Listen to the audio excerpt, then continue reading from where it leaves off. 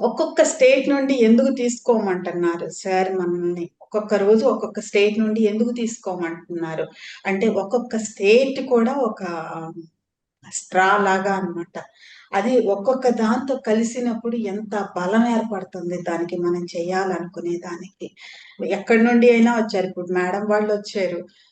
ఎక్కడి నుండి వచ్చారు మీరనంటే, మీరు ఎవరు అంటే ఏం చెప్తారు? ఒక ప్లేస్ నుండి ఇంకొక ప్లేస్‌కొచ్చినప్పుడు ఆహ్, నేను అస్సామీ. मैं असमी हूँ, मैं आंध्रा हूँ, मैं तेलंगाना हूँ, मैं महाराष्ट्रियन, मैं बिहारी. ఇలా వాళ్ళున్న ప్రాంతం పేరు చెప్తారే తప్ప, నేను హిందూ, నేను ముస్లిం, నేను క్రిస్టియన్ ఇలా చెప్పరు ఎవ్వరు కూడా. ఈ దేశం నుండి ఇంకొక దేశానికి మొత్తం కలిపితే అక్కడికి వెళ్ళిన తర్వాత నేను అస్సామీ, నేను ఇలా చెప్పరు. నేను ఇండియన్. నేను భారతదేశం నుండి వచ్చాను. నేను భారతదేశ వాసిని అని చెప్తారు. అది ప్రాంతం యొక్క మహిమ. ఈ ప్రాంతంలో ఎందుకు పుట్టాం? అస్సాం అంటే ఎలా ఉంటుంది? మనకంతా తెలుసు. ఇక్కడ ఆంధ్ర, కర్ణాటక ఉన్నంత కూల్‌గా అక్కడ ఉండదు. ఎప్పుడూ కూడా ఏదో ఒకటి అక్కడ రైజ్ అవుతానే ఉంటుంది.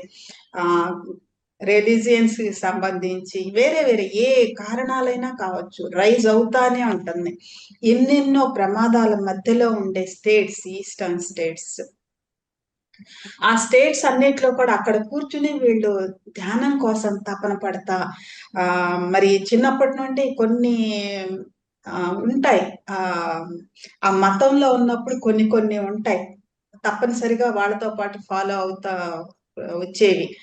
క్యారీ ఫార్వర్డ్ అవుతా వచ్చేవి కొన్నుంటాయి. కానీ వాటినన్నింటినీ కూడా దాటుకుని వాళ్ళొక ధ్యానం కావాలనుకుని, ఒక వెజిటేరియనిజం కావాలనుకుని, ఒక పిరమిడ్ కావాలనుకుని, అన్నింటికంటే ఎక్కువగా మన తండ్రి పత్రిజీని కావాలనుకుని వాళ్ళొక స్టెప్ ముందుకేశారు. ఇది ఎంత గొప్ప విషయం ఇదసలు. వాళ్ళున్న పరిస్థితులనన్నింటిని వదిలిపెట్టేశారు. వాళ్ళు కంఫర్టబుల్‌గా ఉన్నారో లేదో అన్నింటిని కూడా వదిలిపెట్టేశారు. కానీ మాకు ధ్యానం కావాలి, మాకొక పిరమిడ్ కావాలి, పత్రిజీ చెప్పింది మేము చెయ్యాలి ఇక్కడ.